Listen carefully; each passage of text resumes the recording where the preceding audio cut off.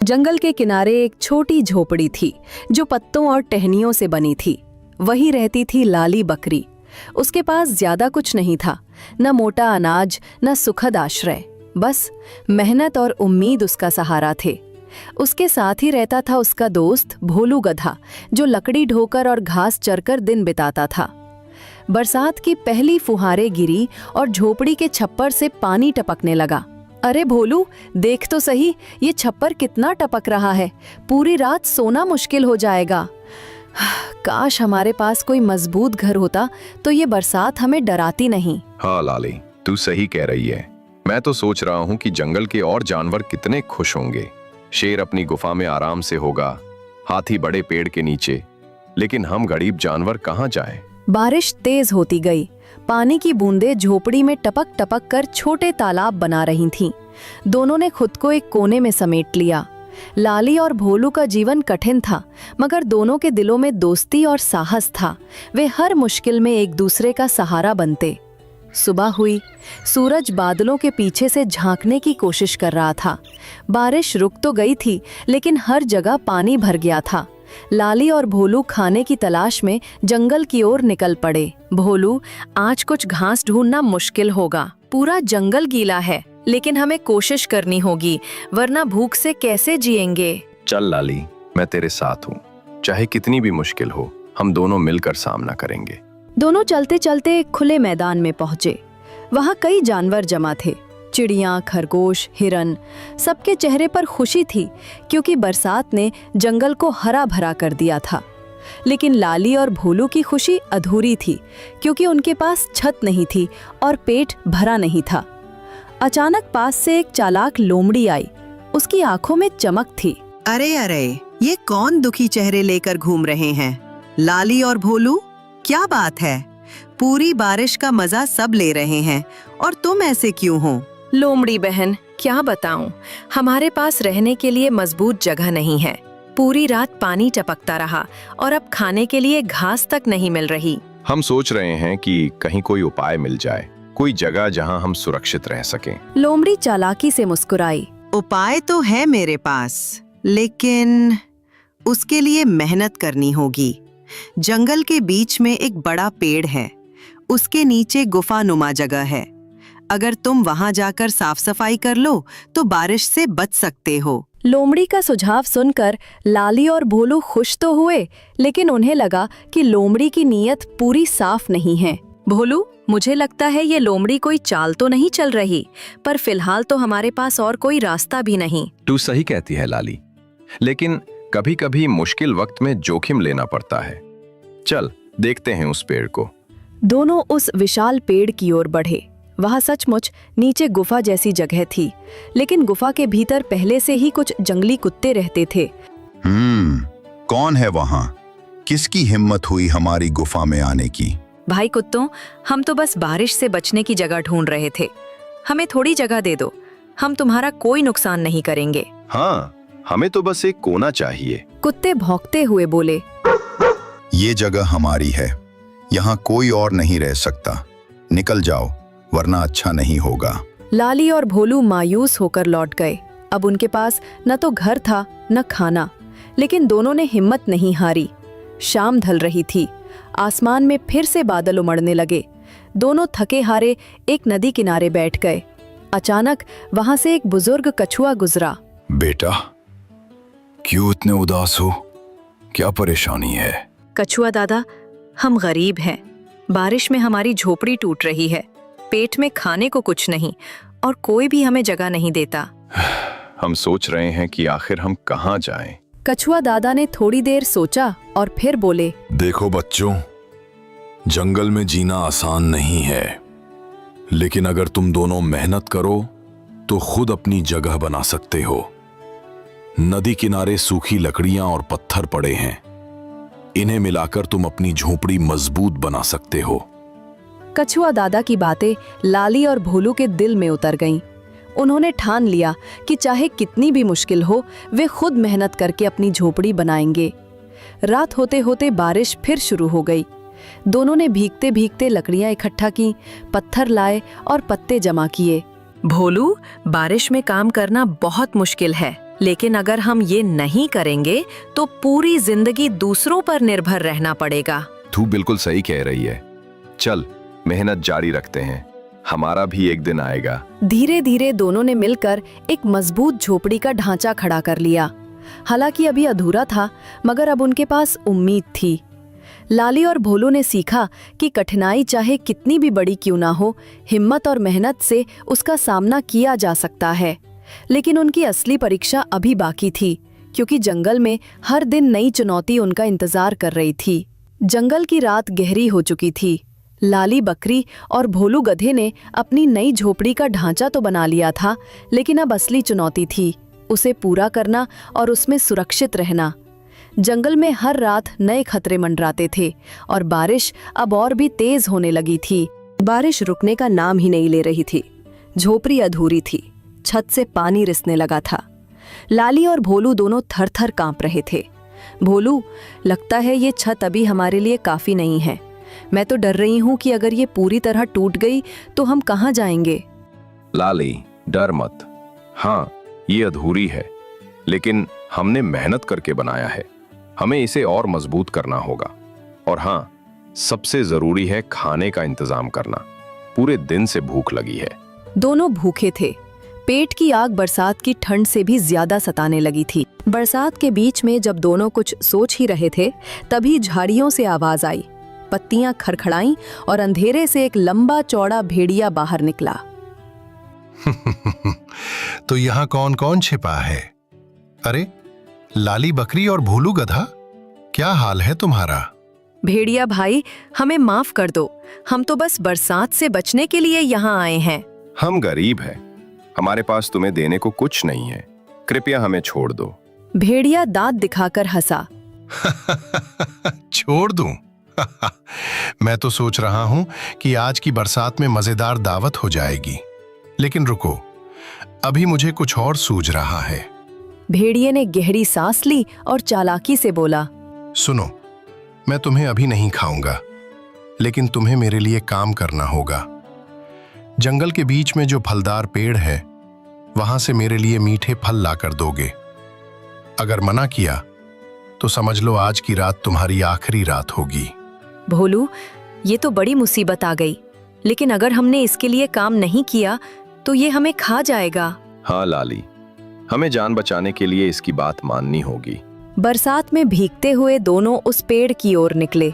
रास्ता कीचड़ से भरा था, बिजली चमक रही थी और डरावनी आवाजें गूंज रही थीं। भोलू, मुझे बहुत डर लग रहा है। ये जंगल की अंधेरी रात किसी भी शिकारी को हमारी ओर खींच सकती है। डर मत, मैं तेरे साथ हूँ। जब तक मैं हूँ, कोई तुझे नुकसान नहीं पहुँचा सकता। काफी संघर्ष के बाद दोनों ने पेड़ से फल तोड़कर टोकरी में भरे और भेड़िए के पास लौट आए। भेड़िया फलों को देखकर खुश हुआ, लेकिन उसकी भूख कम नहीं हुई। वाह, मीठे फल भी लाए और खुद भी थके हुए हो। लेकिन मुझे लगता है सिर्फ फलों से पेट नहीं भरेगा। क्यों ना थोड़ा मांस भी चख लूं? लाली और भोलू कांप गए। तभी अचानक दूर से कछुआ दादा आ पहुंचे। भेड़िया, शर्म करो। बारिश में ये बेचारे भूखे प्यासे मेहनत कर रहे हैं और तुम इनकी जान लेना चाहते हो। जंगल में हर कोई अपना घर बना सकता है, लेकिन डर फैलाकर कोई नेता नहीं बनता। भेड़िया कछुआ दादा से डरता था, क्योंकि कछुआ दादा जंगल के बुजुर्ग और बुद्धिमान माने जाते थे। वो गुस्से में गुर्राया और अंधेरे में गायब हो गया। भेड़िए के जाते ही लाली और भोलू ने राहत की सांस ली। कछुआ दादा, आपने आज हमारी जान बचाई। अगर आप ना आते तो हम खत्म हो जाते। सही कहा, आप हमारी ढाल बन गए। हम आपके बहुत आभारी हैं। बच्चों, याद रखो, मुश्किलें हमेशा आएंगी, लेकिन अगर तुम हिम्मत और दोस्ती से उनका सामना करोगे तो कोई भी तुम्हें हरा नहीं सकता। सुबह हुई। सूरज बादलों के बीच से झांक रहा था। झोपड़ी अधूरी थी, लेकिन उम्मीद की रोशनी उनके चेहरे पर थी। भोलू, अब हमें अपनी झोपड़ी पूरी करनी ही होगी। हर बार दूसरों के भरोसे नहीं रह सकते। हाँ, अब हम मेहनत करेंगे और इसे इतना मजबूत बनाएंगे कि न बारिश का डर हो और न भेड़िए का। दोनों ने दिन रात मेहनत की, पत्थरों से दीवार मजबूत की, लकड़ियों से छत बनाई और पत्तों से उसे ढका। उनकी मेहनत देखकर जंगल के दूसरे छोटे जानवर भी मदद करने लगे। लाली दीदी, मैं पत्ते ला दूंगा। मैं ऊपर से देखूंगा कि कहाँ से लकड़ी आसानी से मिल सकती है। मैं सूखे फल जमा कर दूंगी ताकि तुम्हें भूख न लगे। धीरे धीरे उनकी झोपड़ी बन गई। ये अब पहले से कहीं ज्यादा मजबूत थी। लाली और भोलू की मेहनत रंग लाई थी, लेकिन ये सिर्फ शुरुआत थी। असली परीक्षा तो अभी बाकी थी, क्योंकि जंगल में लालची और चालाक जानवरों की कमी नहीं थी। रात को जब दोनों अपनी नई झोपड़ी में सो रहे थे, अचानक बाहर से अजीब सी आवाज आई। भोलू, ये कैसी आवाज है? जैसे कोई दरवाजा खटखटा रहा हो। हाँ लाली, ये तो मुझे भी सुनाई दे रही है। कौन हो सकता है इस घने जंगल में आधी रात को? झोपड़ी का दरवाजा हिला और बाहर से एक भारी आवाज आई। अरे दरवाजा खोलो, मैं दोस्त हूँ, तुम दोनों को एक राज बताने आया हूँ। जंगल की ठंडी और स्याह रात, झोपड़ी के बाहर रहस्यमयी आवाज गूंज रही थी। दरवाजा खोलो, मैं दोस्त हूँ। लाली बकरी और भोलू गधा कांप रहे थे। झोपड़ी भले ही मजबूत हो गई थी, लेकिन उनका डर अब भी जीवित था। असली रहस्य और परीक्षा अब शुरू होने वाली थी। दरवाजा हिल रहा था। लाली और भोलू चुपचाप बैठे रहे। भोलू, कहीं ये भेड़िया तो नहीं, वो हमें फंसाने के लिए दोस्त बनकर आया हो। संभल कर लाली, हो सकता है कोई और भी हो, लेकिन हम दरवाजा बिना देखे नहीं खोलेंगे। भोलू ने दरवाजे की छोटी सी दरार से झांका। बाहर एक अजनबी कौवा बैठा था, काला, चमकदार और उसकी आंखों में तेज। डर मत हो, मैं कोई दुश्मन नहीं हूं। मेरा नाम है काला कौवा। मैं तुम्हें खतरे की खबर देने आया हूं। लाली और भोलू ने दरवाजा थोड़ा खोला। कौवा अंदर आया और फड़फड़ाते पंखों से पानी झाड़ने लगा। काला कौवा, खतरे की खबर? कैसी खबर? भेड़िया अकेला नहीं था, उसने जंगल के और शिकारी जानवरों से हाथ मिला लिया है, जंगली कुत्तों और लकड़बग्घों से। वे सब मिलकर कल रात तुम्हारी झोपड़ी पर हमला करने वाले हैं। क्या? तो हमारी मेहनत बेकार हो जाएगी? हम फिर बेघर हो जाएंगे? अगर तुम चाहो तो मैं तुम्हें रास्ता दिखा सकता हूं, लेकिन सिर्फ डरने से कुछ नहीं होगा। तुम्हें हिम्मत करनी होगी और जंगल के अच्छे जानवरों से मदद मांगनी होगी। अगले दिन लाली और भोलू ने तय किया कि वे अकेले नहीं लड़ सकते। वे जंगल के सभी छोटे बड़े जानवरों को बुलाएंगे और उनसे सहयोग मांगेंगे। जंगल के बीच में एक बड़ी चट्टान पर सभा हुई। वहां खरगोश, गिलहरी, तोता, हिरन, मोर और यहाँ तक कि हाथी भी आ पहुंचा। दोस्तों, कल रात भेड़िया और उसके साथी हमारी झोपड़ी पर हमला करने वाले हैं, लेकिन ये सिर्फ हमारी लड़ाई नहीं है। अगर आज हम हार गए तो कल वे किसी और का घर तोड़ेंगे। हमने मेहनत करके झोपड़ी बनाई है, अब हमें मिलकर इसको बचाना होगा। हाथी ने गहरी आवाज में कहा। भोलू और लाली सही कह रहे हैं। जंगल तभी सुरक्षित है जब हम सब मिलकर रहें। मैं अपनी ताकत से मदद करूंगा। तोता ऊंची डाल से बोला, मैं आसमान से नजर रखूंगा। जैसे ही दुश्मन पास आएगा, मैं सबको चेतावनी दूंगा। खरगोश और गिलहरी भी बोले, हम झाड़ियों में छिपकर निगरानी करेंगे और हम सूखे फल इकट्ठा करेंगे ताकि सभी के पास ताकत बनी रहे। पूरा दिन सभी जानवरों ने मिलकर तैयारी की। हाथी ने भारी लकड़ियों को झोपड़ी के चारों ओर जमा कर दिया। बंदरों ने ऊंचाई से सूखी बेलें खींचकर छत को और मजबूत किया। लाली, देखना, आज पहली बार लगता है कि हम अकेले नहीं हैं। पूरा जंगल हमारे साथ है। हाँ भोलू, यही तो असली परिवार है, सच्चे दोस्त। रात ढली, बादल गरजने लगे, बिजली चमक रही थी। तभी झाड़ियों से आवाज आई। गुर्राहट और भौंकने की गूंज पूरे जंगल में फैल गई। भेड़िया अपने साथ जंगली कुत्ते और लकड़बग्घे लेकर आया था। निकालो लाली और भोलू को, आज इनकी झोपड़ी को राख कर देंगे। तोता आसमान से चिल्लाया, सावधान, दुश्मन आ गया है। भोलू और लाली झोपड़ी के अंदर खड़े रहे। हाथी ने जोरदार चिंगाड़ मारी और अपने पैरों से रास्ता रोक दिया। खरगोश और गिलहरी ने झाड़ियों से आवाजें की ताकि दुश्मनों को लगे कि चारों ओर जानवर तैनात हैं। भेड़िया झपटा, लेकिन हाथी ने सूंड से उसे दूर फेंक दिया। जंगली कुत्ते झोपड़ी की दीवार तोड़ने लगे। तभी बंदरों ने ऊपर से बेले फेंक कर उन्हें उलझा दिया। भोलू, अब वक्त आ गया है कि हम भी डटकर खड़े हों। हाँ लाली, आज हम साबित करेंगे कि गरीब होकर भी कमजोर नहीं है। भोलू ने जोरदार लात मारी, जिससे एक लकड़बग्घा पीछे जा गिरा। लाली ने अपने तेज सींगों से एक कुत्ते को दूर खदेड़ दिया। लड़ाई लंबी चली। अंत में भेड़िए को एहसास हुआ कि वो हार रहा है। ये कैसे हो सकता है?